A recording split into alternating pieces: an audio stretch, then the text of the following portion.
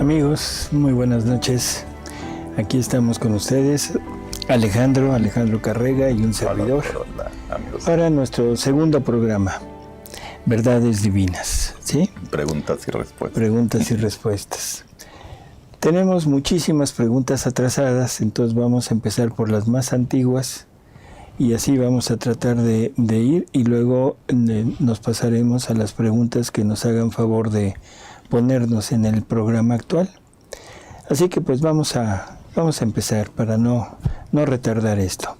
A ver, Ale, si nos quieres comentar. Sí, perfecto. Nos pregunta José Luis Cervantes. Dice, buenas tardes. Mi pregunta es, ¿por qué no se invoca a la Trinidad al comienzo y al final de los programas como en toda acción de iglesia u oración? Esta es una pregunta muy interesante que se repite varias ocasiones y que incluso en nuestras reuniones de grupo para leer y todo se ha externado. Lo primero es responder de esta manera. Estamos tratando de llevar una vida tal y como Jesús nos dice que debemos llevar.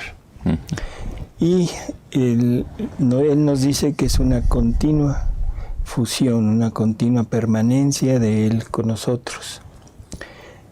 Entendemos que cada vez que nos vamos a reunir para algo, invocamos la presencia del Espíritu Santo, la presencia de Jesús, la presencia de la Trinidad, para que nos ayude y nos dé la posibilidad de poder entender, que nos dé más luz, que nos abra la mente para poder tener esta claridad y que no cometamos errores en esto. Si creemos que la vida en la divina voluntad es una continua fusión y que Él está continuamente con nosotros, entonces la pregunta es, ¿se deberá hacer esta petición? Sí, yo creo que si se hace está uno diciendo pues todo el día no le hice caso a Jesús, ¿no? Yo lo que yo pensaría en un momento dado es decir, bueno, ¿realmente estoy viviendo en la divina voluntad? Cuando que tengo que volver a mi voluntad humana para invocar, para pedir que venga y que esté con nosotros, que nos ayude. Y esto está desde el Evangelio. O sea, entenderlo así. En el Evangelio Jesús nos dice que donde dos o más están reunidos en su nombre, Él está con ellos. Por lo tanto, desde ahí nos está diciendo, ahí estoy yo. Entonces, nuestra idea, y si está equivocada, pues aceptaremos la corrección. Nuestra idea es creerle a Jesús. Creer que Jesús está donde dos o más están reunidos en su nombre. Creerle a Jesús en donde Él dice que es una fusión continua y que cada vez que el alma esté con la intención de vivir en su voluntad, pues Él nos va a dar la luz necesaria. Y esa luz necesaria es para entenderlo, para no cometer errores y para que cada día sea más claro las verdades que Él expresa, ¿no? Entonces, esta es la razón por la que hacemos esto. No es que estemos omitiendo la parte de estar con Él, sino al contrario, estamos haciendo un acto de fe en el sentido de que cada vez que yo intento vivir fundido con Él, Él está conmigo, Él está con Alejandro, Él está con nosotros y que no hay por qué recurrir a la voluntad humana para implorar que venga. Y también con la gente que está escuchando. Claro. Con todos. Y otra cosa que es importante, en el programa anterior decíamos que uno de los graves problemas que están sucediendo ahorita es que se está combinando lo anterior con lo nuevo. Y esto nuevo no es novedad nuestra, sino es Jesús que nos va instruyendo en cómo ir actuando en su voluntad, ¿no? Así que bueno, esta es la razón. yo les pido que hagamos un acto de introspección y decirnos, realmente vivo en la divina voluntad, realmente quiero que Jesús esté conmigo, y decirle, Señor, aquí estamos en tu nombre, venimos en tu nombre a estar aquí y queremos que seas tú quien hable en nosotros. Perfecto. Tenemos otra pregunta que dice, de José Luis Cervantes también, el velo del que habla, bueno, del que se hablaba ese día, podría ser el cuerpo y entonces se destaca el espíritu de la persona por sobre la carne. El espíritu es animoso y la carne es débil, y con esto nuestros buenos actos los inspira el espíritu. Bueno, esto del velo no recuerdo, o sea, realmente no recuerdo el qué se estaría hablando, pero sí, efectivamente, la parte del espíritu, o sea, aflora cuando la parte de lo material se decrece. Entre más decrece lo material, más crece lo espiritual, ¿sí? Ahora, ese velo que fuera el cuerpo, no sé si nos referíamos al punto de la muerte.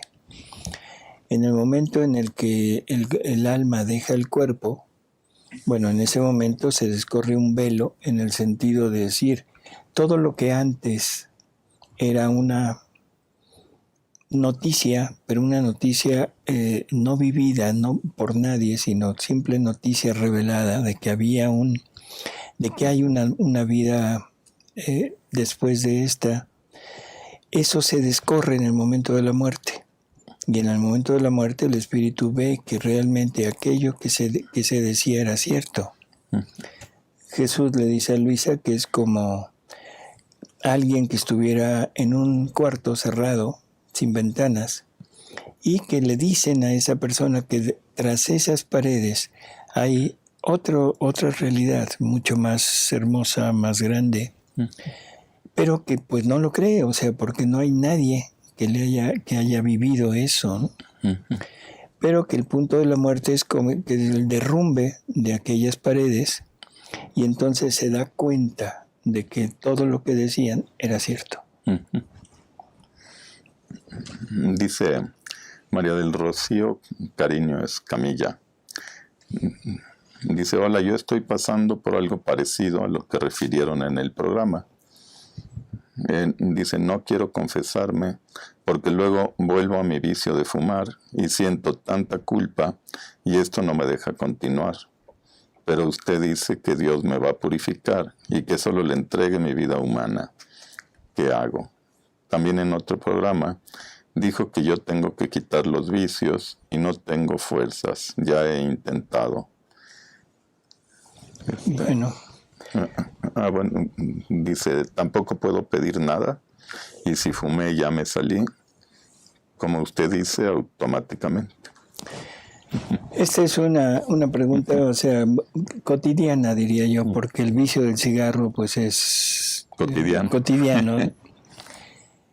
Le puedo responder con una experiencia personal, y perdone que me ponga yo en este punto, pero creo que vale la pena. Durante mucho tiempo yo fumé, y fumé muchísimo, porque la vida del médico cuando está de interno en un hospital, cuando está haciendo la especialidad, pues a veces se pasa unos días y noches enteras sin dormir.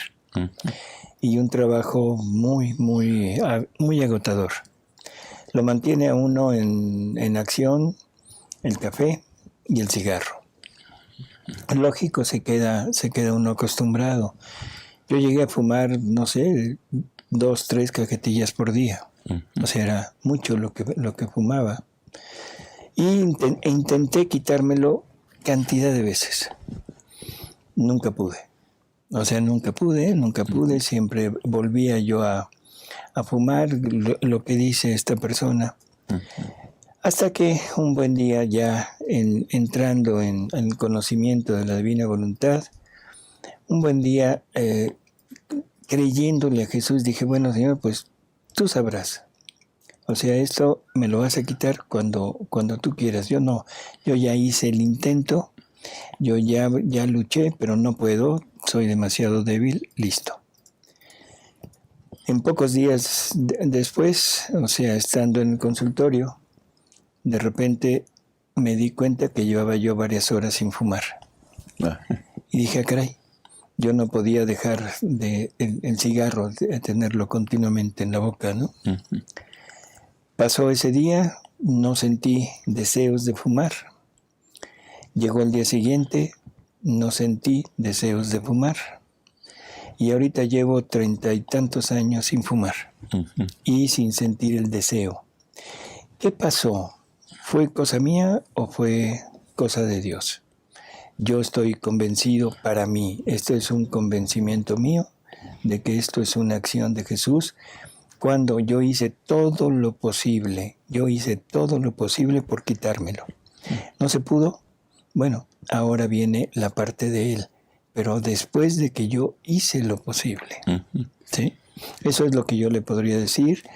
Yo estoy seguro de que Jesús actúa en la criatura, pero siempre y cuando la criatura coopere con su propio esfuerzo. Uh-huh. Bueno, yo también, personalmente me pasó también que fumaba también de 2 a 3 cajetillas diarias, o hasta más. Y ahí sí hice mucho esfuerzo y dejé de fumar. Y pero en otra área me pasó lo que usted dice. Por ejemplo, con películas de acción, tenía vicio de ver películas de acción, de balazos y todo eso. Y de un día para otro, cero. O sea, ya. Digo, porque también ya no quería yo ver esas películas. Y un día amanecí con que ya no me gustaba. Ya no le gustaba. Y esto es en cumplimiento de lo que Jesús nos dice, ¿no? Jesús nos dice que cuando nos rodeamos de la fe en Él, en lo que Él nos dice, Él nos va a conceder gozos espirituales. Y uno de esos gozos es el desapego de todo, y otro gozo es el sentir fastidio. En lo que antes me gustaba o me llamaba, ahora voy a sentir fastidio. Sí. Esa es nuestra convicción de que así es como actúa Dios. Y lo hemos visto en varias personas que sin esfuerzo ya personal, se logra quitar este tipo de actitudes, ¿no? Dice Mónica Quintero, los santos que han dado su vida por Dios y las almas, ¿también son almas víctimas? ¿O se necesitan almas que vivan al 100% la divina voluntad para que sea un sacrificio agradable a Dios? No, o sea, todos los santos han hecho sacrificio, el sacrificio de la renuncia a su voluntad desde su propia voluntad. O sea, y ese sacrificio es tomado por Dios como bueno. O sea, pero el sacrificio, como digamos, completo, total, se obtiene en la divina voluntad, porque ahí lo que se está ofrendando es la propia vida. O sea, el alma renuncia a todo lo suyo, el alma renuncia incluso a su forma de pensar, a su forma de actuar, a todo, para que sea la divina voluntad la que ponga en nosotros todo lo necesario para que nuestra voluntad siga actuando, pero ahora en forma divina, ya no en forma humana. Así que sí, así. Dice Marta Leticia Segura Zárate, cuando hacemos un acto bueno, ya no es una virtud humana, si todo lo hacemos diciendo, ¿es Jesús quien lo hace? O sea, con esa intención. Bueno, se necesita realmente vivir en la divina voluntad, ¿no? Y una de las cosas que hay que estar conscientes cuando se vive en la divina voluntad es que es Jesús quien viene a repetir nuestros actos. Esto es importante. Él pone todo lo suyo en nuestra voluntad. Él hace que todo lo que la voluntad humana va a mover de ahí en adelante sean atributos divinos, no virtudes. Entonces es Jesús que viene, que nos dota de lo suyo, el alma toma todo eso y empieza a actuar. Y en ese momento ya no se llama virtud, ya se llama atributo divino, porque es todo lo que contiene la divina voluntad, es lo que el alma está poniendo en movimiento. ¿Sí? Dice, es que, bueno, yo creo que sí. Digo, ¿pueden las personas casadas vivir en la divina voluntad? Por supuesto, o sea, es la unión entre hombre y mujer, y sobre todo una unión sacramental como es ahora el matrimonio, no tiene ningún impedimento siempre y cuando sigan las normas y las directrices que Jesús ha puesto para el matrimonio. Tienen que luchar doble porque es contra su voluntad y la de la pareja, ¿no? A veces vale más puntos. Así es. A veces hay que luchar con el monstruo, con la pareja. Así es. Dice, es que esta no entiendo la pregunta, pero dice, bendiciones, gracias. Palomo Villa. Dice, necesito aclaración, ¿qué relación tiene que Jesús es el Hijo del Hombre, como dice la Biblia? Bueno, es que Jesús es el primogénito de Dios, porque es el Hijo de Dios, es la segunda persona de la Trinidad, el generado, no creado, pero también toma su cuerpo, lo toma de María. Y aunque María es inmaculada, aunque María es ajena totalmente al pecado y a toda la concupiscencia del hombre, pero María es hija de Adán. ¿Sí? O sea, la descendencia de Adán desemboca en María. Por lo tanto, Jesús en la parte humana también se puede decir hijo del hombre, hijo de Adán. Entonces, es hijo de Adán, pero también es hijo de Dios. Entonces, el primero entre la parte divina es el unigénito de Dios, pero es el primero descendiente de Adán. ¿Por qué el primero? Porque es el primero que desciende tal y como Adán fue creado. No desciende del Adán pecador. Eso es importante entenderlo. Y eso es gracias a que María es inmaculada. Ahora, la humanidad de Jesús puede ser igual a la creada por Dios en Adán. ¿Sí? Por eso es el primogénito y es el Hijo del Hombre. Adriana Aguilar Gómez dice, ¿cómo es vivir siempre en este ambiente? O sea, en el de la divina voluntad, me imagino. ¿Cómo es vivir? ¿Qué le digo?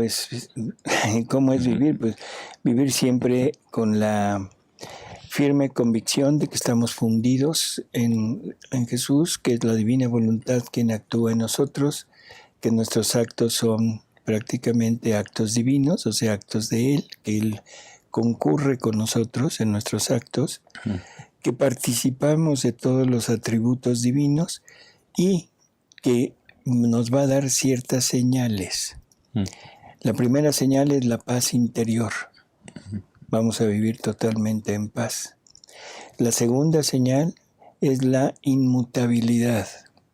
O sea, ya no vamos a estar sujetos a cambios, sino siempre vamos a estar en esa línea del pensamiento de Dios. Ahora es el pensamiento también de nosotros y no hay forma de poderlo cambiar. Así que eso es vivir en la divina voluntad, pero ¿qué sea? O sea, la pregunta sí, pues es vivir siempre fundido, unido, actuando junto con Él, abarcando a toda la humanidad, abarcando a toda la creación, abarcando a todo Dios, porque todo está hecho en la divina voluntad. Esta pregunta es parecida, pero es de cómo empezar. Dice, yo quiero hacer la divina voluntad, pero se me hace muy difícil saber si verdaderamente estoy empezando por buen camino. A veces quisiera que Jesús me hablara personalmente y me dijera que estoy haciendo lo correcto. Siempre estoy en duda si lo que estoy haciendo es voluntad de Dios o voluntad mía. Bueno, la única respuesta que yo le daría es, el vivir en la divina voluntad es el vivir total y absolutamente en la fe. Uh-huh. La fe es lo que me lleva a poder vivir esto. Y es la fe de que esto se hace realidad. Uh-huh. Ahora, ¿se me hace difícil cumplir la voluntad de Dios? Sí, porque estamos hablando de cumplirla desde nuestra voluntad. Sí. Pero si es vivirla, esa voluntad de Dios va a ser voluntad mía y por lo tanto entonces lo que Dios desea, lo que Dios quiere, es lo que el alma desea y quiere. Por lo tanto ya no hay contrastes, ya no hay choque. Así que esta es como no sé cómo decirlo, la parte fundamental, la fe. ¿Sí? La fe, creer en eso. La voluntad que quite el acto de la voluntad humana, en ese momento estaremos entrando en esa unión total con Dios. Dice, ¿cómo se puede conciliar el requisito de vivir con espíritu de mortificación con el hecho más que palpable de que una gran cantidad de nuestras acciones y elecciones están basadas en la legítima búsqueda y realización del disfrute que éstas nos producen, y no tanto en las mortificaciones que nos crean, como lo es, por ejemplo, la elección de nuestra carrera, amistades, pareja, la asistencia a fiestas, eventos deportivos, etc.? ¿Ya es todo? Sí. Bueno, esta pregunta es importante porque es lo primero que salta a la vista. O sea, un espíritu de mortificación constante es algo que choca con la idea que tenemos de vida. Choca con la idea que tenemos de Dios, que Dios nos creó para ser felices. Y bueno, pues sí, definitivamente sí. Nada más que en esto, yo sí te pediría que me permitas nada más ver esto. Sí, tiene aquí un poquito más. Dice, encuentro tantas exhortaciones y glorificaciones al sufrimiento humano, que entonces yo me pregunto, ¿acaso no es lícito, además de necesario, la búsqueda y realización de la felicidad en el ser humano? Uh-huh. Pues sí, o sea, vamos por partes. Primera cosa que debemos entender, ¿Dios nos creó para ser felices? Sí. Uh-huh. Definitivamente sí, pero de una felicidad divina, no humana. Uh-huh. En el momento en el que el hombre se sale del plan de Dios, todo lo que el hombre va haciendo, o sea, todo lo que el hombre va consiguiendo con su voluntad, sin la unión de la divina voluntad, ahí tenemos un enorme problema, porque el hombre está haciendo totalmente lo contrario de lo que Dios quería. Está obrando solo sin la unión de Él. Por lo tanto, Él no puede comunicarle su felicidad, su bienaventuranza, sus dones. Y el hombre tiene que ir logrando, entre comillas, su felicidad, pero humana. Y la felicidad humana se basa en la consecución de determinados, ¿cómo diríamos?, logros, de determinados placeres, gustos, que a la larga lo primero que debemos entender es no son duraderos. Ajá. Primera cosa. Segunda, nunca satisfacen al hombre en plenitud. Uh-huh. Yo ahorita quiero algo, lo busco, lo consigo, pero en ese momento sigo queriendo más cosas. Uh-huh. ¿Qué quiere decir? Que ese bien que acabo de adquirir no es un bien universal, no satisface todo mi ser. Uh-huh. Ahorita busco un placer, termina ese placer y en ese mismo instante ya quiero otras cosas. Uh-huh. ¿Sí? ¿Qué es lo que nos está diciendo? Que todos son bienes temporales, limitados, sujetos a muchas, ¿cómo diríamos?, avatares, uh-huh, y que pueden convertirse en terribles problemas de infelicidad. Cuando yo busco una pareja, estoy, no sé, convencido de que aquello es el momento de ser feliz, pero ¿cuántas cosas suceden en esto? La infidelidad, ¿sí? No sé, la indiferencia. A veces no hay eso, pero hay problemas de tipo, ¿cómo diríamos? Quizá económico, sociales. Viene la muerte del ser querido y se acabó. A veces queremos formar una familia y resulta que no se puede tener hijos, o resulta que los hijos no son lo que uno hubiera deseado. En fin, todo esto que nosotros consideramos como felicidad es en realidad irnos adentrando en un camino muy resbaloso en que casi siempre vamos a tener problemas e infelicidad. Dios quería que fuéramos felices, pero a modo divino.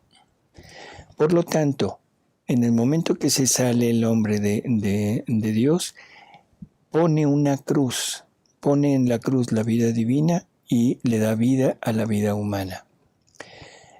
Ahora, ¿qué se necesita hacer para regresar? Se necesita quitar el acto de la voluntad humana solo y poner el acto de la voluntad humana unido a la de Dios. Por lo tanto, la voluntad de Dios se cruza con el hombre, con la voluntad del hombre, y debe poner en la cruz a la voluntad del hombre. Y esto es desde el Evangelio. Esto no es nada más de Luisa. Toma tu cruz y sígueme, renuncia a todo, el que pone las manos en el arado y voltea no es digno de mí.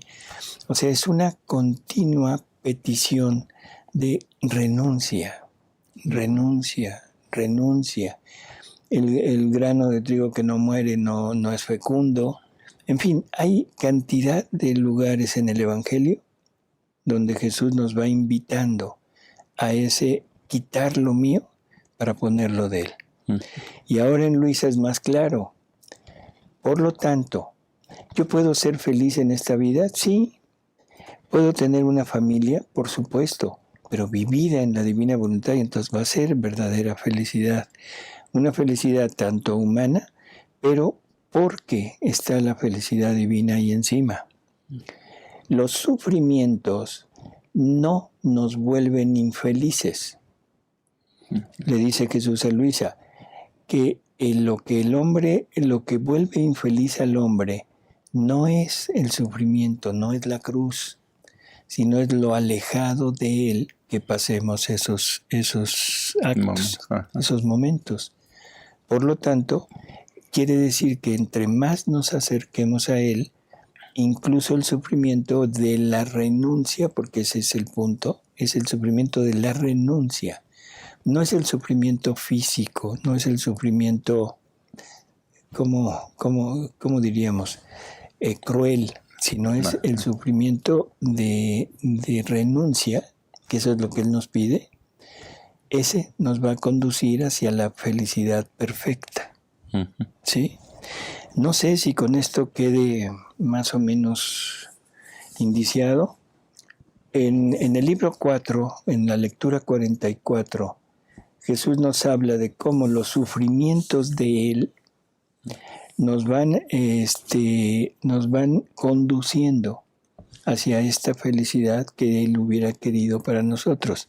Pero lógico, para alcanzarla necesitamos forzosamente unirnos a esos sufrimientos. Y por último, no queremos sufrir en el mundo. Perfecto. No quiero sufrir en el mundo. No pongo espíritu de mortificación. No acepto nada. Me opongo a todo lo que sea sufrir. Si quieren salvarse, cuando llegue el momento de la muerte, en ese momento tendremos que ir al purgatorio. ¿A qué? ¿A qué vamos al purgatorio, Ale? Pues a que nos operen, a que nos arranquen lo que nos estorba. Lo dijo muy quirúrgicamente, dice, a que nos operen. a que nos quiten todo lo humano que llevamos, toda esa felicidad humana, para purificarnos de eso y llenarnos del amor de Dios que debería de haber privado en nosotros toda nuestra vida.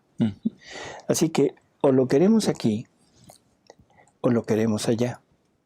Si no lo queremos ni aquí ni allá, nos condenamos. Si no lo quiero aquí, lo quiero allá, bueno, pues va a ser difícil porque ahí ya no hay forma de hacerlo en forma voluntaria.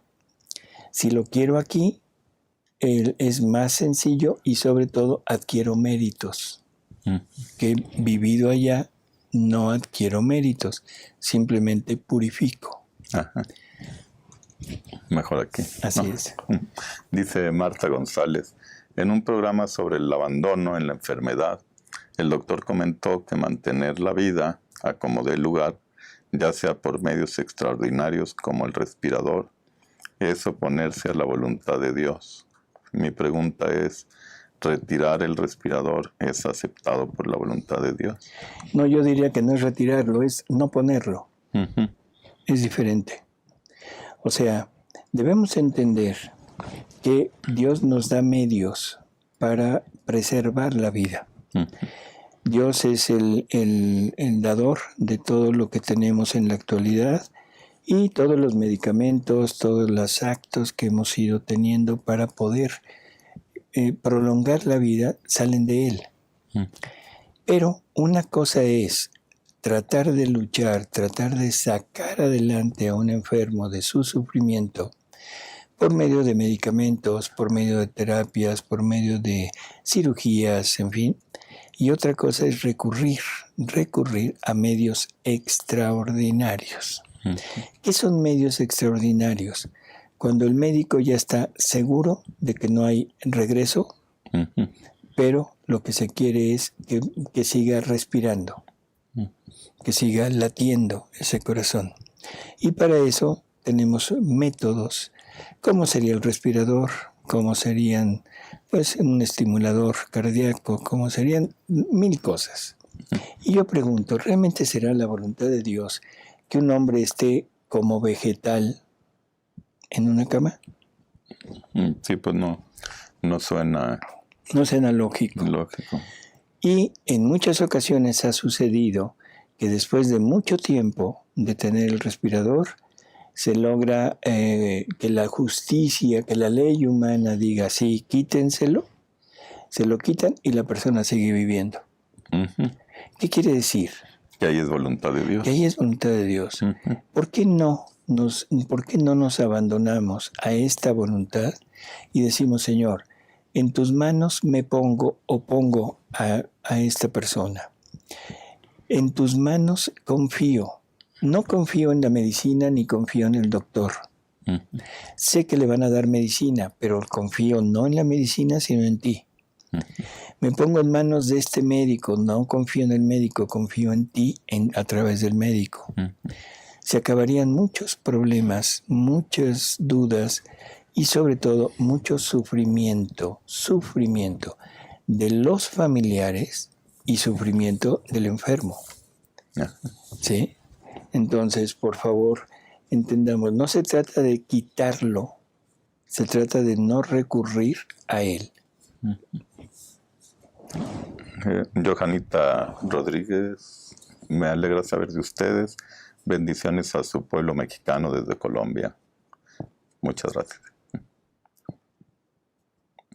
Dora Villafán, conforme a lo que está comentando en los grupos de lectura, ¿es correcto comenzar con alguna lectura de algún libro, como las cartas o giros, un rato de oración y después empezar a leer? No, yo pienso que lo más que podemos hacer, o sea, bueno, es un grupo de lectura, por lo tanto, se supone que es un grupo de lectura de los escritos. De los escritos. ¿Qué podemos hacer? Oración, yo diría que es mucho más benéfico hacer un minuto de introspección y que cada persona en su interior O sea, renueve, haga como un acto preventivo, nuevamente decir, Señor, quiero vivir en tu voluntad, pongo todos mis actos en tu voluntad para que me des luz. Listo. Pero se supone que eso ya lo hicimos en la mañana. Se supone que eso ya lo estamos viviendo continuamente. Pero si se quiere hacer, está bien. Y no, como decíamos hace un momento, la oración acostumbrada en que empezamos a invocar al Espíritu Santo, que venga, que nos ilumine. Si el Espíritu Santo es el que quiere estar con nosotros, el que está en nosotros y el que nos está comunicando esa luz, ¿sí? Es como si yo te dijera, oye Alejandro, espérame tantito, ¿sí? Voy a pedirte que vengas al programa. Sí. O sea, suena como ilógico, ¿no? Dice Gabriela Labarca. Buenas noches, me alegra oírlos. ¿Qué se debería hacer en un grupo en un grupo de Divina Voluntad? Y si puede hacer grupos entre amigas en casa, y si se puede, ¿qué se debe hacer? Bueno, lo que decíamos hace un momento. O sea, el grupo es un grupo de lectura. Es un grupo donde varias personas interesadas en esto mismo se juntan para empezar a conocer y a profundizar un poco las verdades expresadas por Jesús. ¿Qué se hace? Pues se lee, se comenta, se dice lo que cada uno entiende, se dice lo que se discute. Y ese es el fuerte del grupo, del momento de esa reunión. Hacerlo en casa, por favor, en casa, en el parque, en un café, en donde sea. Ideal así, que fuera en una iglesia. Siempre y cuando el párroco, el sacerdote a cargo de aquel templo, nos abriera las puertas para poder estar ahí. O sea, qué mejor que estar dentro de la iglesia, y sobre todo eso da seguridad de que aquello que se está hablando, que se está diciendo, pues está dentro de lo nuestro, no es algo fuera. Ideal, súper ideal, que el sacerdote acudiera. O sea, porque eso que nos daría la posibilidad de un intercambio y de como un moderador. Porque a veces hay cosas que se dicen o se exaltan demasiado y entonces se pueden decir cosas un poquito erróneas. El sacerdote sería el punto para decir, espérense, hay que ir pues moderando esto. Pero sobre todo, que nada de lo que se diga, nada de lo que se piense esté fuera de los escritos. Todo lo que se hable, todo lo que se piense, todo lo que se diga debe estar avalado por el escrito. Si no está en los escritos, se descarta. Si lo que se dice parece como muy fuerte, como muy exaltado, como muy fuera de contexto, pero está en los escritos, se acepta. ¿Sí? Entonces, en donde ustedes quieran. Dice Johanita Rodríguez, una pregunta. Sé que está en el primer libro de Luisa Picarreta, pero me gustaría saber qué se debe hacer para vaciarme de mi voluntad humana. Abandono. Esta palabra no se entiende. Lo digo por mí, lo digo por todo el mundo. A veces no se entiende. Esta pregunta que usted hace es repetitiva. ¿Qué necesito hacer para entrar? Abandónate. Bueno, sí, pero ¿cómo me abandono? Pues abandónate. Bueno, pero ¿qué hago para abandonarme? Abandónate. O sea, es la pregunta repetitiva y la contestación repetitiva. El abandono es quitar todas nuestras, ¿cómo diríamos? Reflexiones personales que son hechas con nuestra voluntad humana y que lo único que están haciendo es entorpeciendo, poniendo un obstáculo para entrar en la divina voluntad. Sí, dice Jesús, quita tus pensamientos. Así es. Por lo tanto, este abandono debería de ser continuo, no no cuestionar lo que se presenta, sino vivir lo que se presenta como voluntad de Dios.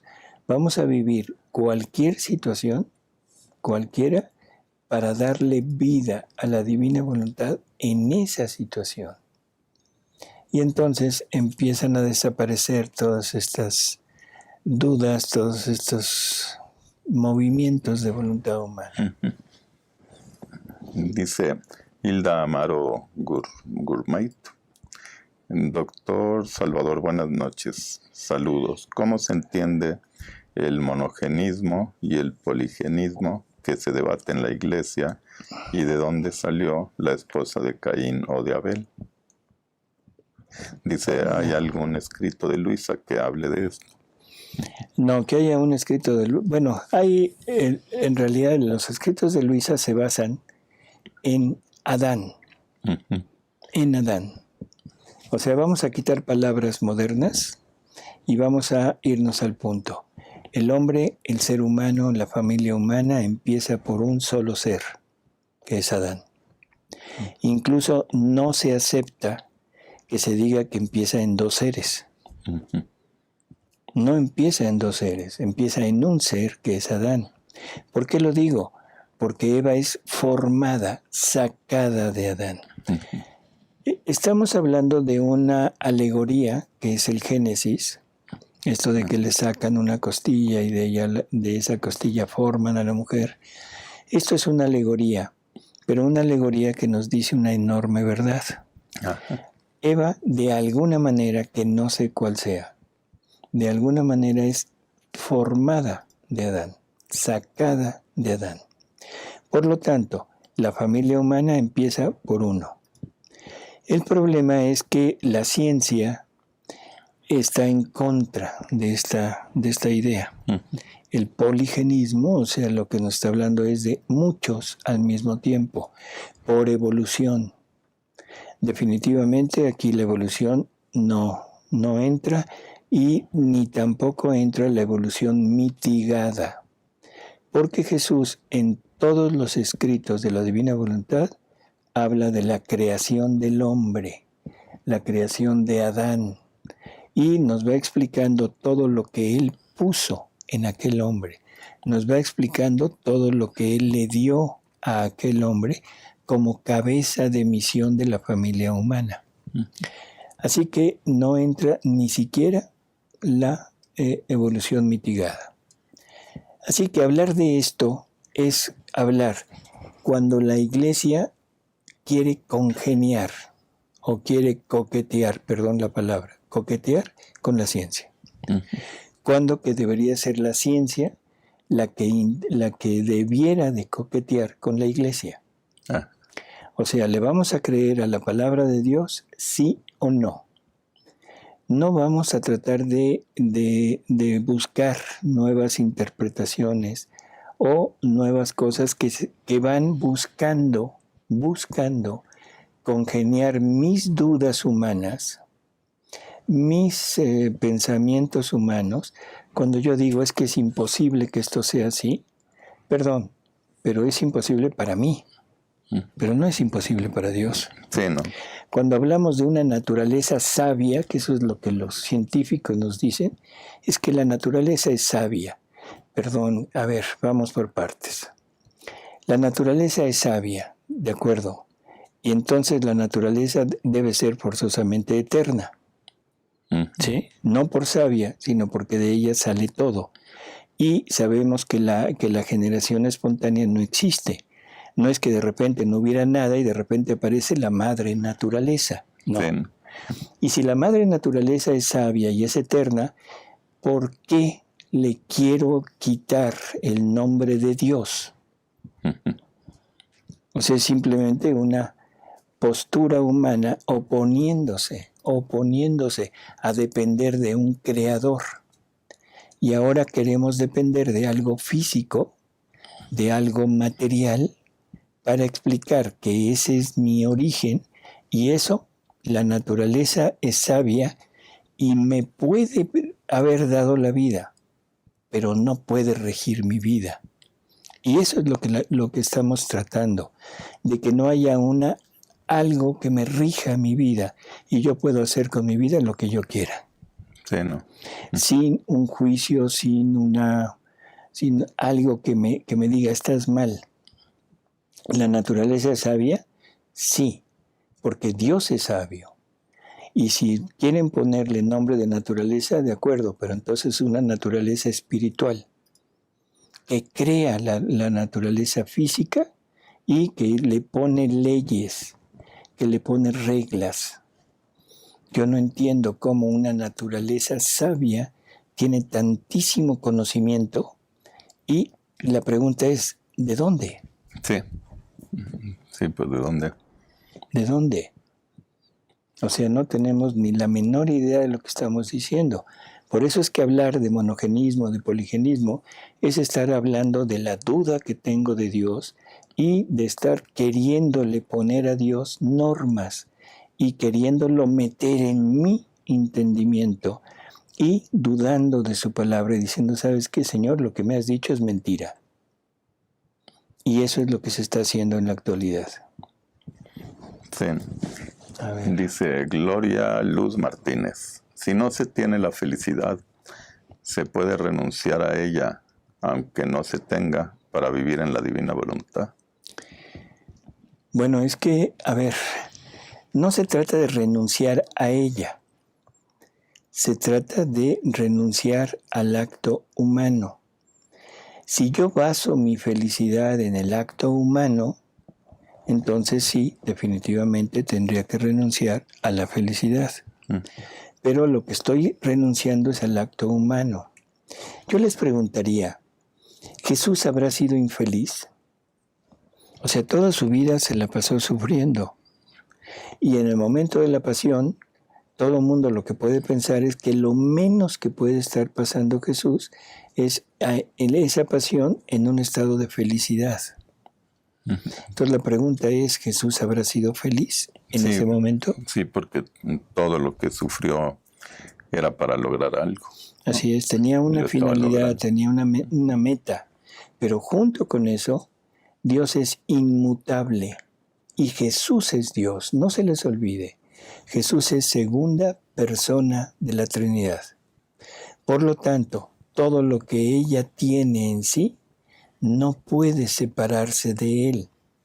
Y la felicidad de ellos está en la unión trinitaria y en la unión en la divinidad. Por lo tanto, ¿Jesús era feliz? Sí, aún en el sufrimiento. Aún en el sufrimiento. No que fuera masoquista, porque luego se puede pensar eso. No está pidiendo sufrimiento para ser feliz. ¿Sí? Está pidiendo sufrimiento, pero porque sabe que ese sufrimiento tendrá una finalidad, como decía Alejandro, que va a ser felicidad para nosotros. Y por lo tanto, felicidad también para él. Pero no pierde en ningún momento la felicidad interior que la divinidad te está comunicando por la unión de las tres divinas personas. Y lo dice Perla Olague. ¿Nuestras mortificaciones y sufrimientos son válidos en la divina voluntad? Por supuesto. Siempre y cuando los pongamos, los vivamos en la divina voluntad. A veces no se entiende esto. O sea, a mí el ejemplo que me gusta es ¿por qué trabajas? ¿Trabajas por tener dinero? ¿Porque te gusta trabajar? ¿Porque te gusta tu trabajo? Por 1000 cosas. Esos son fines humanos.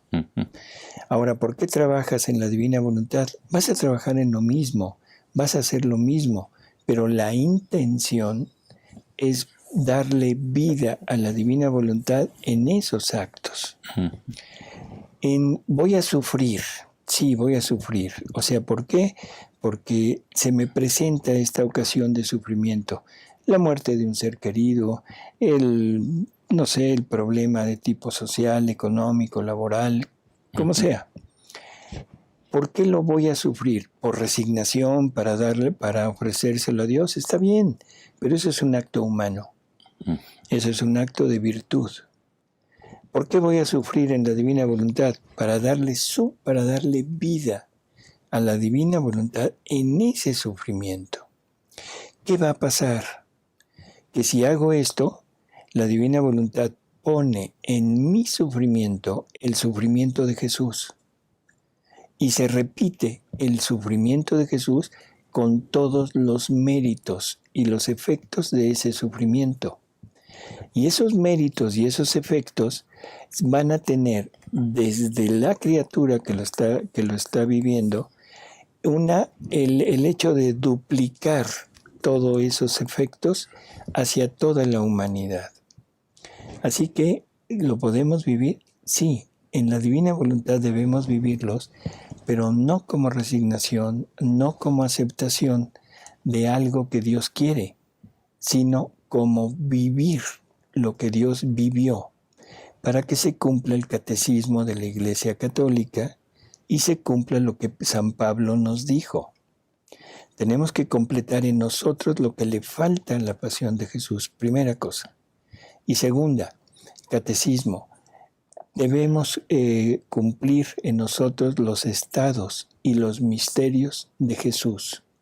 Y Él hace que lo podamos vivir en Él y que Él los viva en nosotros. Dice Gloria Luz Martínez, si a una persona se le detecta cáncer, por ejemplo, y renuncia a los tratamientos para sufrir por Dios, ¿puede ser aceptado por Jesús como voluntad divina? Ahora sí me la puso difícil. Yo diría que tiene cáncer, perfecto. Bueno, no perfecto, o sea, está bien. Pero hay que recurrir a los medios que Dios nos pone a la mano. Entonces voy a recurrir a los remedios, a las cosas que Él nos pone a nosotros. Si da resultado o no da resultado, no hay problema, está bien. Ahora, no hacer nada y ofrecerme como víctima, yo pienso que es adecuado. Por ejemplo, voy a poner ejemplos. Padre Pío. Padre Pío tiene una hernia y necesitan operarlo. Y él no quiere ser operado. Total que se convence y dice, sí, pero me operan sin anestesia. Las razones son varias, pero él ofrece ese sufrimiento y lo operan sin anestesia y ese sufrimiento es válido para él y válido ante Dios. Y muchas almas han querido morir y en realidad se abandonan totalmente en las manos de Dios y lo más probable es que sea muy meritorio para ellas. Dice Alejo M, Dios les pague y les bendiga por compartir con nosotros tan sabias enseñanzas. Saludos desde Colombia, oramos por ustedes y su país. Gracias. Hilda Amaro Gurmait, doctor Salvador, ¿quiere decir que toda la familia humana salió de Adán y Eva? Caín, ¿de dónde sacó la esposa? ¿Se puede decir que se casó con una hermana o con una sobrina o con una prima? Bueno, ni hermana ni sobrina, con una hermana. En la actualidad tenemos ya la cosa de que esta unión entre parientes cercanos es tomada a mal. Bueno, es malo. Eso, las causas son otras, pero en un principio, si Adán es el inicio de la familia humana y Eva es la persona que lo acompaña para permitir que la familia humana se multiplique, forzosamente tuvo que haber sido una hermana de él, su esposa. El Génesis nos habla de 3 hijos de Adán. O sea, nos habla de Caín, de Abel y de Set. Pero no nos menciona nada más. Pero la pregunta sería, en una humanidad perfecta como la de Adán, con una humanidad perfecta como la de Eva, con una práctica ya de tipo, bueno, por qué no decirlo, sexual, o sea, abierta, ¿cuántos embarazos pudo haber tenido? ¿Cuántos? Pues no sé cuántos años vivió. Bueno, se dice que Adán vivió 900 y tantos años. Vamos a ponernos en el punto de que no son años como los nuestros, que son años diferentes. no importa, que haya vivido 50 años Ajá. de los nuestros, o 70. ¿Cuántos hijos se pueden tener? Pues 20, 30. 20, 30. Así que la esposa de Caín es hermana de Caín. Y en ese tiempo era permitido y en ese tiempo era la voluntad de Dios. Dice, a ver, aquí tengo de Aide Bejarano de Ceballos. El Espíritu Santo comunica dones, pero no la vida de la divina voluntad. Esta vida de la divina voluntad solo llega a través de los escritos. La vida de la divina voluntad, o sea, llega a través de este fundirnos en Jesús y del deseo de tenerlo y todo. Pero el conocimiento nos llega a través de los escritos. Por lo tanto, podríamos decir que sí, porque el conocimiento es el inicio de esto. Luego viene el deseo de tenerlo, el amor que le tengamos a Jesús y que creamos que esto es verídico y que esto se puede hacer. Dice, ¿por qué los apóstoles hacían milagros y hoy los sucesores de ellos no? Ay, esa pregunta mejor no lo hubiera hecho. Yo pienso que el mandato de Jesús y el don que Jesús le da a los apóstoles es un mandato y un don que se debería de transmitir a través de todos los consagrados, de todos los sacerdotes. ¿Por qué ya no se hace? ¿Por qué ya no se lleva a cabo? Yo pienso que es por incredulidad. O sea, el sacerdote actual ya no tiene la convicción de que tiene ese poder. Luego dice Perla Olague Trevilla, con respecto a su respuesta del sufrimiento en la divina voluntad, ¿cómo hacerle para que no sea virtud y sí sea un sufrimiento en la divina voluntad? Es muy sencillo. La virtud es la resignación. La virtud es la aceptación de ese sufrimiento como una voluntad de Dios que yo tengo que vivir y que tengo que aceptar. Vivido en la divina voluntad, el sufrimiento es deseo mío. O sea, todo lo que le suceda al alma, dentro o fuera de ella, todo debe ser voluntad mía. Entonces, tomarlo como voluntad de Dios. Dice Jorge Luis Márquez Chacón. Hola, buenas noches a todos, saludos y bendiciones. ¿Cuántos cielos hay y por qué dice San Pablo que fue al tercer cielo? ¿Es la fundición del alma con el Creador o qué será? ¿Hay algo en los escritos de divina voluntad? Jesús habla de las múltiples moradas que hay en Él. O sea, múltiples moradas en Él. Esas múltiples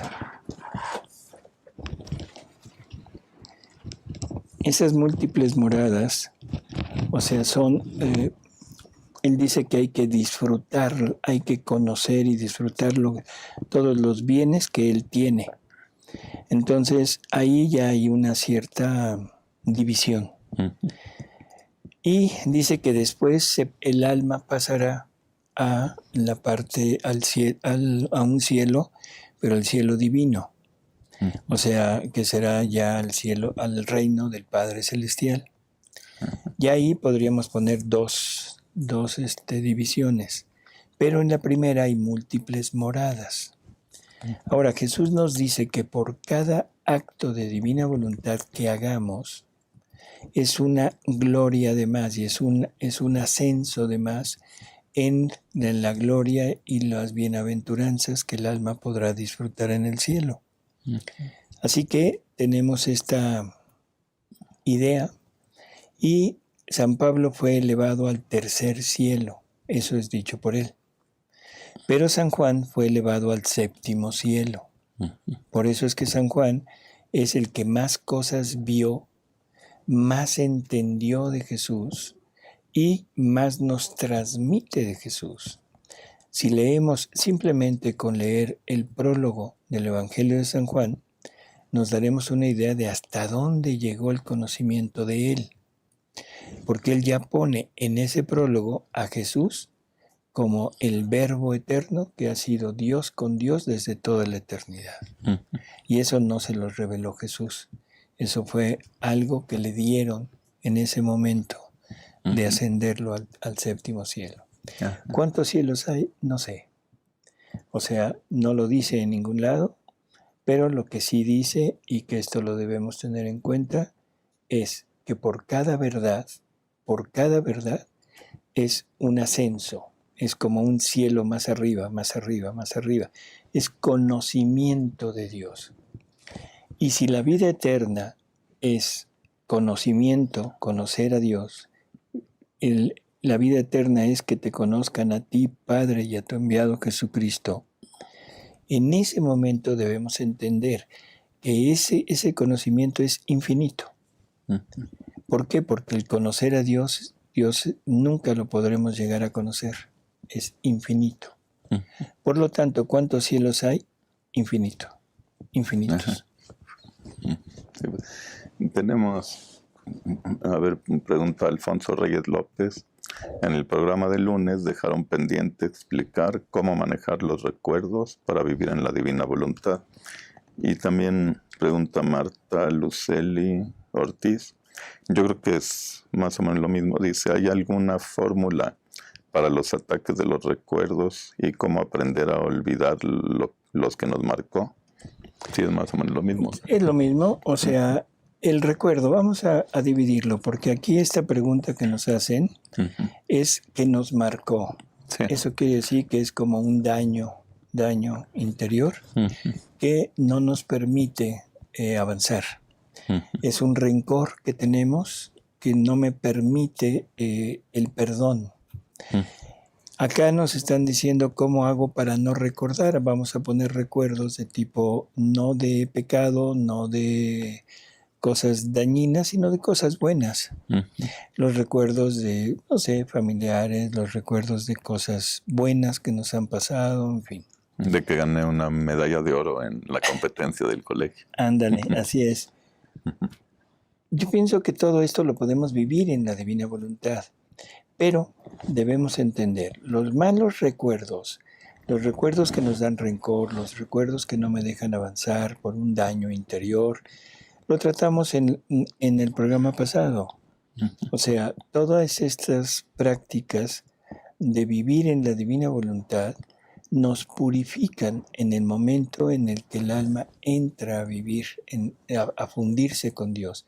En ese momento la divina voluntad y Jesús nos limpian todos los recuerdos, nos quitan todas las manchas, nos dejan totalmente como nuevos.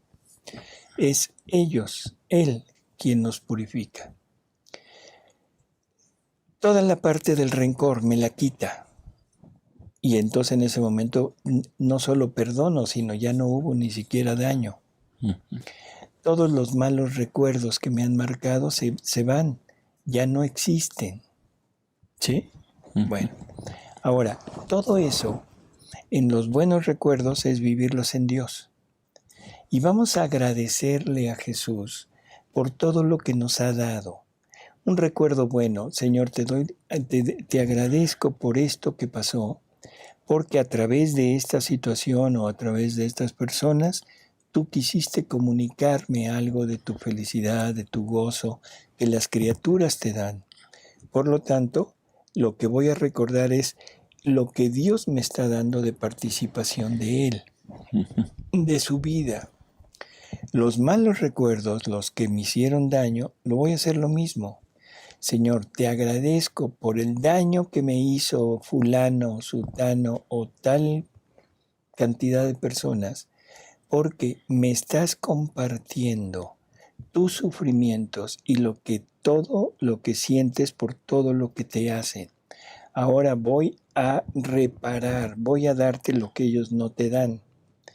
Y entonces, el daño que me hicieron lo tomo como un beneficio, porque ya no tomo al que me hizo el daño como alguien malo, sino alguien que me viene a compartir semejanza con Cristo. semejanza con Él. Esto es importante. Claro, esto hay que irlo pensando muy detenidamente, se dice muy rápido, pero hay que irlo pensando y sobre todo en la lectura nos vamos a ir dando cuenta de qué más cosas hay que hacer. Nos dice Abril Suart, pueden hablar el día miércoles, o sea hoy, acerca de la gran tribulación y los días de oscuridad. ¿Cómo podemos interpretar esos avisos de los últimos tiempos a la luz de la divina voluntad? Ya hay un programa. Sí, o sea, esto ya simplemente diríamos que es todo lo que viene, es preparación para llegar al reino de la divina voluntad. Todo lo que viene es un quitar parte de la voluntad humana, porque eso es lo que se va a destruir. 3 días de oscuridad no son de sol, no son de luz visible, sino son 3 días de oscuridad espiritual. Y para Dios un día no son 24 horas. Dios no se rige por el movimiento de la tierra. Son épocas en que se obra, en que se actúa. Entonces 3 días son 3 épocas. Vivimos en plena obscuridad. Estamos metidos hasta el fondo de estos 3 días de oscuridad. Una oscuridad espiritual que el hombre ya no ve nada de lo bueno. Ajá. Dice Lucy Morales, si el rosario se dio a la voluntad humana para ayuda, ¿cómo entra en la voluntad divina? Y cómo Luisa rezaba el rosario en la voluntad divina. Cuando Jesús le dice a Luisa, reza, pero reza como rezo yo, Él le da la clave para todos los rezos que tengamos. Es, introdúcete en mi voluntad, vuélcate en mi voluntad. Toma todo, ahí vas a encontrar a Dios y vas a encontrar sus obras, vas a encontrar todo lo que lees y vas a encontrar a toda la familia humana. Toma, apodérate de eso y luego lo das a la divinidad para honor, gloria, alabanza y después los efectos se los dejas a toda la humanidad. ¿Cómo rezar el rosario? Meditarlo, pero no una meditación de lo que pasó, sino ponernos en el momento. La divina voluntad nos permite estar en ese momento, tomar la actitud de los participantes, de los actores de ese misterio, tratar de sentir lo que ellos están sintiendo, gozárnosla junto con ellos y ofrecérselos a ellos para su mayor gloria y gozo. Entonces, un rosario meditado es un rosario en el que nos vamos a introducir en los misterios, vamos a tomar todo el entorno y todos los personajes que aparecen en ese misterio y vamos a tratar de vivir lo que ellos vivieron y se los ofrecemos, pero ahora vividos por nosotros. Dice Alfonso Reyes, estando en el camino para vivir en la divina voluntad, los recuerdos de algún pecado personal se puede considerar como ataque del demonio. Jesús le dice a Luisa, una de las cosas que debes olvidar es tus pecados. No te vuelvas a acordar de ellos, siempre y cuando hayan sido confesados y perdonados por el sacerdote. En ese momento tu pecado ya no es que haya sido perdonado, ya no existe. Ya no existe. Entonces, ¿se puede hacer así? Sí. Dice Lucy Manzano, por favor, ¿me puede explicar la diferencia entre querer divino y divina voluntad con un ejemplo? El querer divino y la voluntad divina. La voluntad divina es el motor y el querer divino es el acto. Un ejemplo muy mundano para que se entienda. La voluntad es el motor de su coche. El querer divino es el movimiento del coche. O sea, la voluntad es el motor, lo que mueve todo el coche. La voluntad del hombre y de Dios es lo que mueve al ser.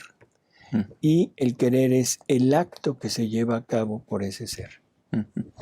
Luego dice Marta Lucía Torres, para estar en divina voluntad se requiere hacer oraciones, giros, soles o el solo hecho de meditar en el amor divino y pensar y sentir a Jesús en todos nuestros actos? Bueno, esta pregunta se va a ir respondiendo a través de los programas. Vivir en la divina voluntad es un giro continuo. Es fundirse en la divina voluntad, tomar todos los actos de Dios y recorrerlos uno por uno. O sea, necesitamos irlos recorriendo, porque el hombre es incapaz de tomar todo lo que Dios ha hecho como propio en un momento dado, y de ahí en adelante el hombre tiene que ir poco a poco tomándolos, recorriéndolos, meditándolos, haciéndolos propios. Entonces, girar es vivir en la divina voluntad. Entonces, ¿qué es esto de nos podría ampliar? Sí, este es otro. Perdón, es otro. Sí, es para estar en divina voluntad se requiere hacer oraciones, giros, soles. Es hacer giro. Y en ese giro entra todo. Oraciones, todo lo que... Luego nos pregunta Lolo, ¿se puede orar en la divina voluntad por la conversión por un familiar ateo aún vivo? Sí, nada más que vamos a orar, vamos a pedir lo único que la divina voluntad puede pedir, el reino. El reino. Por lo tanto, ¿vamos a pedir por alguien? Sí, vamos a pedir que el Dios le dé el reino. Y en ese momento se ora por todos al mismo tiempo. Así es, y es por todos, pero le estamos pidiendo lo mejor. Sí. Y dice, a ver, la última pregunta. Marta González, ¿nos podría ampliar sobre cómo es que se forma nuestro ejército leyendo las verdades y los escritos de Luisa y la importancia de tenerlo? Gracias. Esta pregunta la dejamos para después. Yo entiendo que este ejército es lo que se ha dicho de este ejército que se va a enfrentar a este mal del mundo, este mal de la voluntad humana. Nada más que esto es largo y el tiempo pues ya no nos lo permite, pero lo dejamos para la próxima. Para que quede bien explicado. Para que quede bien explicado a nuestro modo, ¿no? Sí. Pues Alejandro, gracias por estar con nosotros. Gracias a usted, doctor, por gracias, tanta amigos, información. por estar aquí y nos vemos en el siguiente programa.